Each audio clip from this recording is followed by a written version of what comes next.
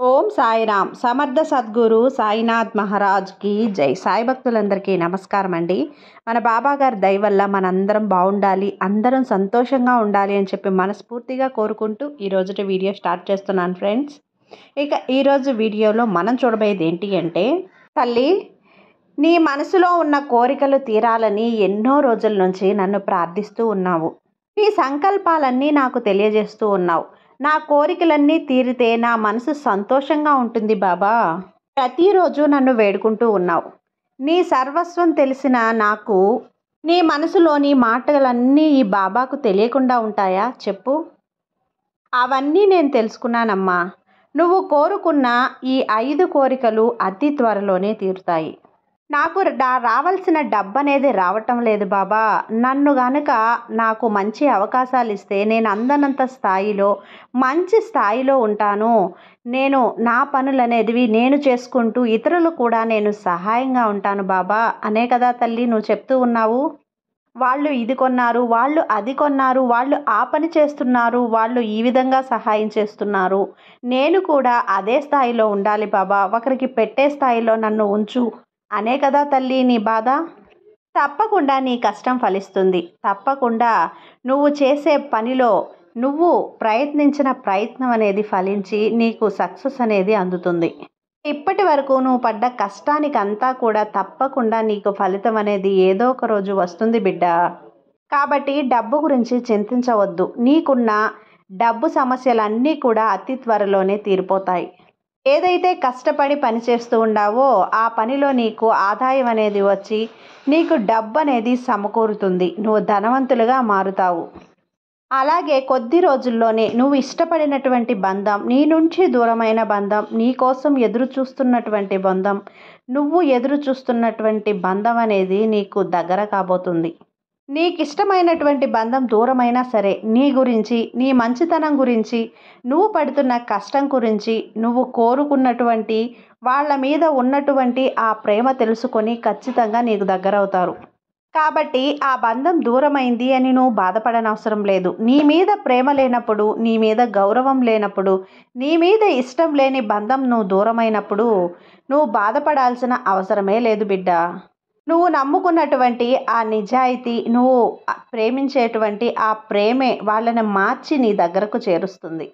నీ బంధం నీకు దగ్గరయ్యేలా అన్ని పరిస్థితులను అనుకూలంగా చేర్చి నీ బంధాన్ని నీకు దగ్గర చేస్తాను. అందుకోసం నువ్వు అస్సలు ఆందోళన పడవద్దమ్మా. కాలం గడిచిపోయింది అని చెప్పి నువ్వు చింతించవద్దు. ఈ క్షణం గడిచిపోయిన తర్వాత మధుర క్షణాలు అనేటివి వస్తాయి. ఆ మధుర క్షణాలన్నీ కూడా నీవేనని గుర్తుంచుకో.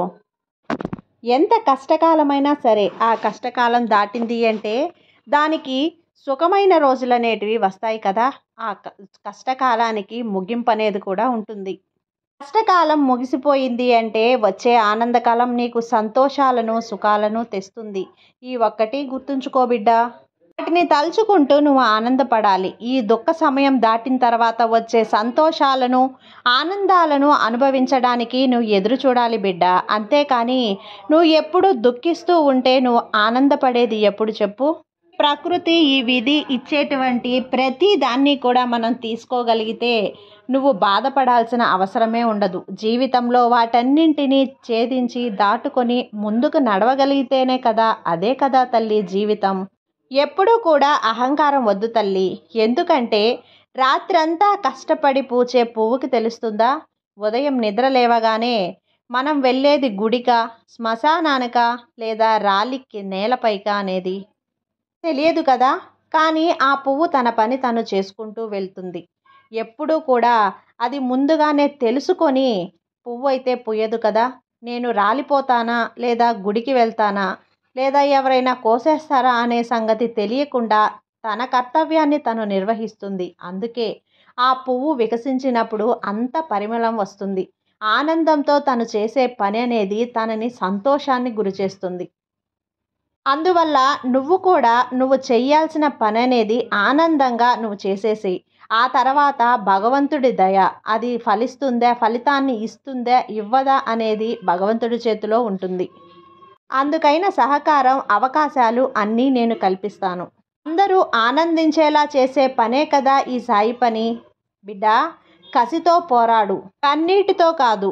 కష్టం నష్టం వచ్చింది అని నువ్వు చేసే పని చెయ్యకుండా ఉంటే ఆ ఏడ్చే కన్నీటిని నువ్వు తలుచుకొని నీ గుండె బరువెక్కడం తప్పితే నువ్వు ఆనందించేది ఏమి ఉంది చెప్పు? ఏమీ ఉండదు.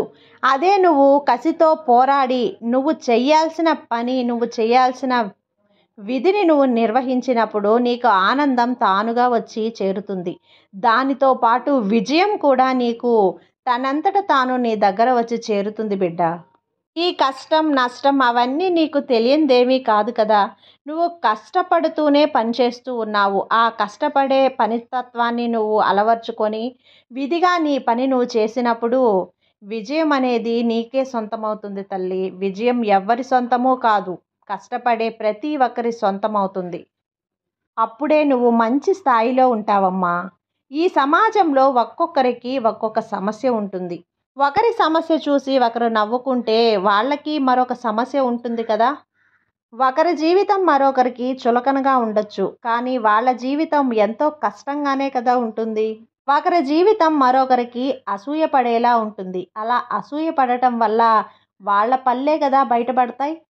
అలా నవ్వుకోవటం కూడా తప్పేనమ్మా. మన కష్టాల్ని, మన జీవితాల్ని మనం ఈదుకుంటే చాలు. ఒకరి కష్టాల్ని, ఒకరి జీవితాల్ని మనం హాస్యం పాలు చేయకూడదు.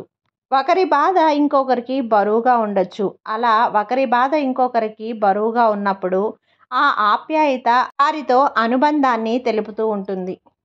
ఒకరి బాధ ఇంకొకరికి ఆనందాన్ని తెప్పించేదిగా ఉంటుంది. అలా ఒకరి పరువు ఇంకొకరికి సంతోషాన్ని ఇచ్చేదిలా ఉంటుంది. అలా వాళ్ళు పరువు పోగొట్టుకున్న రోజు వీళ్ళు సంతోషంగా ఉంటారు. అలాంటి ఆపద నీకెప్పుడు రాకూడదు బిడ్డ. ఒకరి ఆపద అనేది ఇంకొకరికి అవసరంగా ఎప్పుడూ కూడా రాకూడదు. అలా వస్తూ ఉంటాయి. కానీ నీ జీవితంలో ఎప్పుడూ కూడా నీ ఆపద ఇంకొకరికి అవసరంగా మారకూడదు. అలా రాకుండా చూసుకో బిడ్డ. నువ్వు ఎవరి మీదైతే బలపడుతూ ఉంటావో అలాంటిది నీ అవకాశమే వాళ్ళకి బలహీనత అవుతుంది. కాబట్టి నీ శక్తి సామర్థ్యాల మీద ఎప్పుడూ కూడా నమ్మకం పెట్టుకోవాలి. నీకు కావాలి అనుకున్నప్పుడు ఏదీ రాదు తల్లి. నువ్వు ఆగాలి అనుకున్నప్పుడు ఏది కూడా ఆగదు. కాబట్టి రాలేదు అని కృంగిపోవద్దు. అలాగే వచ్చింది అని కూడా పొంగిపోవద్దు. జరిగేవన్నీ నీ మంచికే అనుకో. జరగబోయేవన్నీ నీ కర్మకే అనుకో. జరిపించేదంతా భగవంతుడే అని గుర్తుంచుకో. అలాంటప్పుడు నీకు బాధ కష్టం ఏమీ కూడా ఉండవు. అన్నింటినీ సమానంగా చూసిన రోజు నీ జన్మ సార్థకమవుతుంది. వీటన్నింటినీ సమపాలల్లో గ్రహించావు అంటే నీకు మంచి జీవితం ఉంటుందమ్మా. నీ అన్ని కోరికలు తీరుతాయి. నీ మనసులో ఉన్న 5 కోరికలు కూడా తీరి నీ జీవితం ఆనందంగా ఉంటుంది. కాబట్టి బాబా మీద నమ్మకంతో ఉండు. నమ్మకంతో ఉంటే అంతా మంచే జరుగుతుంది. నీ బాబా నీకు తోడు ఉండగా నీకు భయమెందుకు చెప్పు. సర్వే జన సుఖినో భవంతు. జై సాయిరాం.